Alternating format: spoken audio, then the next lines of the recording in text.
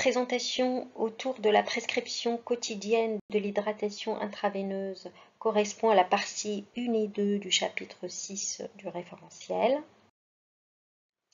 Les objectifs pédagogiques de cette présentation sont les suivants. D'abord, la maîtrise des apports physiologiques quotidiens, les modalités d'évaluation des secteurs liquidiens de l'organisme, la maîtrise d'une prescription adaptée aux besoins et les modalités du suivi de cette prescription.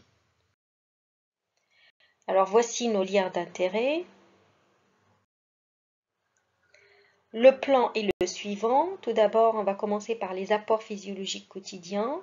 Deuxièmement, on va vous donner une idée sur comment évaluer l'état d'hydratation extracellulaire. Et puis, on abordera les thérapeutiques en 3 parties. D'abord, comment adapter aux anomalies d'hydratation du secteur intra- ou extracellulaire les apports en redistribuant les apports.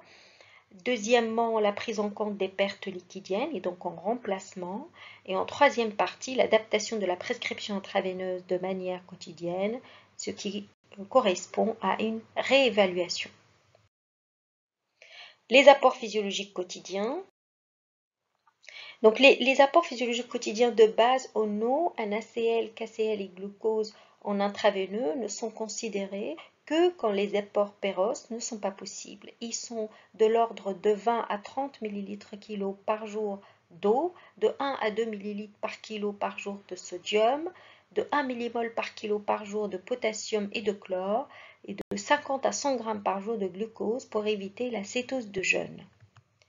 Donc en sachant que 1 g de NaCl est l'équivalent de 17 mmol de sodium, 1 g de KCl est l'équivalent de 13 mmol de potassium, un patient de 70 kg aura besoin de 4 à 8 g par jour de chlorure de sodium et 5 g par jour de chlorure de potassium. Comment évaluer l'état d'hydratation extracellulaire?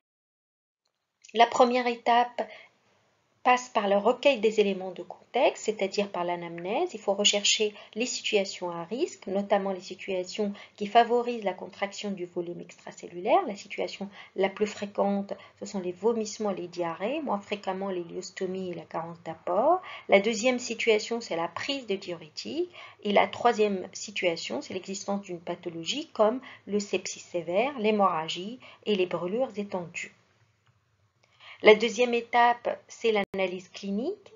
Donc, il faut rechercher les signes cliniques qui vont indiquer un état de contraction extracellulaire. Ce sont des signes vasculaires, comme la tachycardie, l'hypotension orthostatiques qui peut devenir permanente, des veines jugulaires plates en décubitus dorsal, des signes interstitiels comme le pli cutané. C'est particulièrement difficile à utiliser, il ne se voit que lors de la déshydratation extracellulaire majeure, donc en vrai peu utile en pratique, et des signes généraux comme l'oligurie avec des urines concentrées et la perte de poids. L'hyperhydratation extracellulaire, dans ce contexte-là, il faut rechercher la présence d'œdème marqué et même parfois l'œdème pulmonaire, la turgescence des jugulaires, le reflux hépatojugulaire, et il faut aussi rechercher l'existence d'une acide ou d'un épanchement pleural.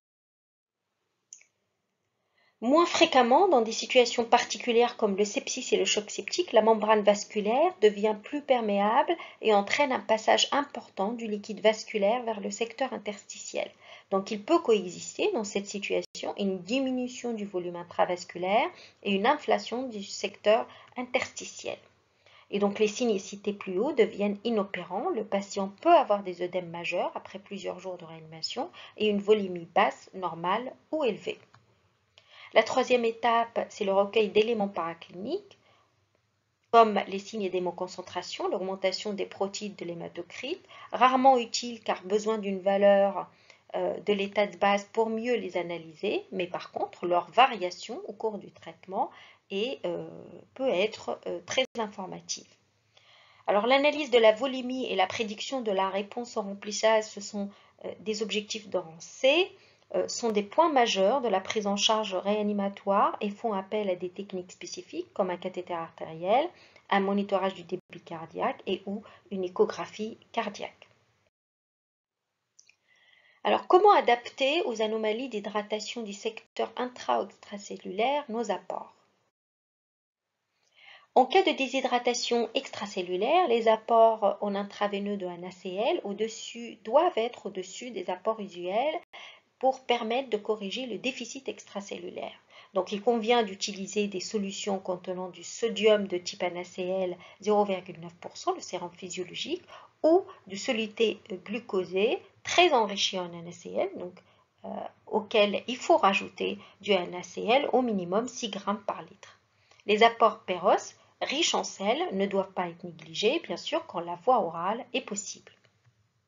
En cas d'hyperhydratation extracellulaire, aucun apport de sodium, il faut même discuter l'utilisation des diurétiques. Un patient placé sous diurétique ne doit pas recevoir du NaCl en perfusion, cela est contradictoire. Donc il faut toujours choisir, si vous choisissez d'augmenter le secteur extracellulaire, donc ce sont des apports de NaCl, ou de le dépléter, et donc il faut instaurer des diurétiques. En cas de déshydratation intracellulaire, comme les cas de l'hypernatrémie, il faut majorer les apports d'eau au-dessus des besoins de base par l'utilisation de solutés de type glucosé 2,5% ou du glucose 5%. Bien sûr, jamais d'eau pure en intraveineux. Il faut également encourager la prise d'eau pure Péros ou par la sonde gastrique quand cela est possible. Le déficit hydrique peut être estimé par la formule suivante. C'est le déficit, il est calculé par ce produit de 60% fois le poids fois la natrémie sur 140 moins 1. Mais à cette formule, il faut y additionner les pertes pour obtenir une évaluation de la quantité d'eau à apporter pour corriger la natrémie. Les hypernatrémies sévères s'associent quasi toujours à une déshydratation extracellulaire sévère avec une hypovolémie. Et donc la priorité est la correction de la volémie et ça passe donc par la perfusion initiale de solutés de sérum physiologique, le NaCl 0,9%. En cas d'hyperhydratation intracellulaire, il faut arrêter ou limiter au maximum les apports de solutions hypotoniques type glucose 5%. Il faut aussi restreindre tous les apports hydriques de façon globale et il faut associer à cette restriction une restriction en eau pure Péros. En cas d'hyponatrémie hypoosmotique associée à une hypovolémie, la correction de la déshydratation extracellulaire se fait par du sérum physiologique. Alors pour synthétiser, l'état du volume extracellulaire détermine la quantité de NaCl à apporter.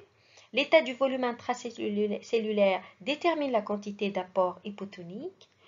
Un patient avec un fonctionnement rénal et cardiaque normal est capable de réguler sur une plage assez large les sorties d'eau et de NaCl. En cas d'apport de quantité excessive de NaCl ou d'eau hypotonique, bien sûr dans une certaine limite, il ne va retenir que ce dont il a besoin et excréter le reste.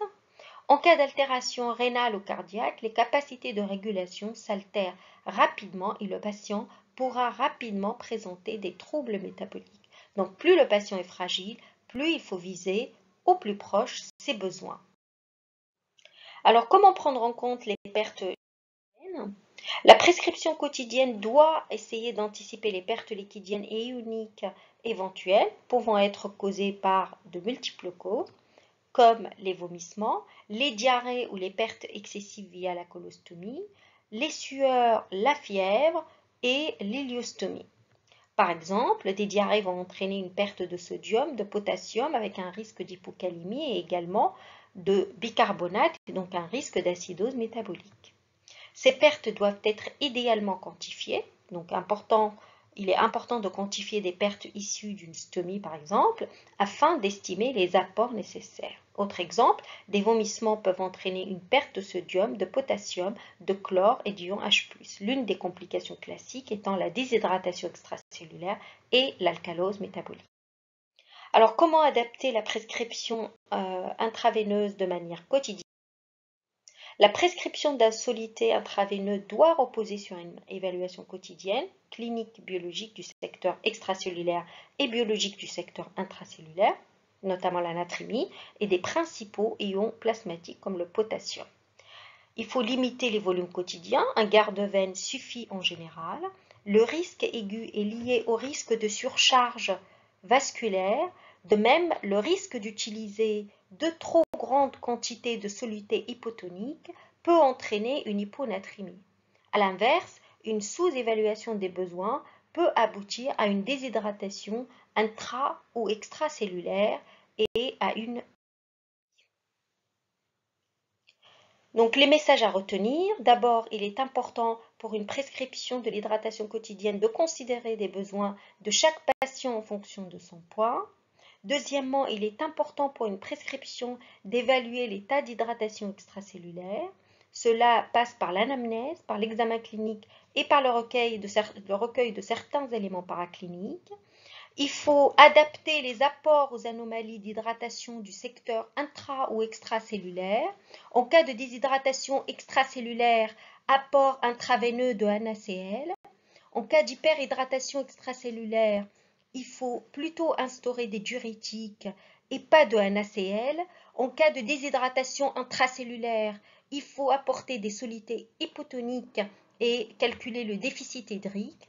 En cas d'hyperhydratation intracellulaire, il faut essayer de restreindre les apports hydriques et ne pas apporter de solutés hypotoniques. La prescription quotidienne doit essayer d'anticiper les pertes liquidiennes et ioniques éventuelles et il est important d'adapter la prescription avec une réévaluation quotidienne. Merci pour votre attention.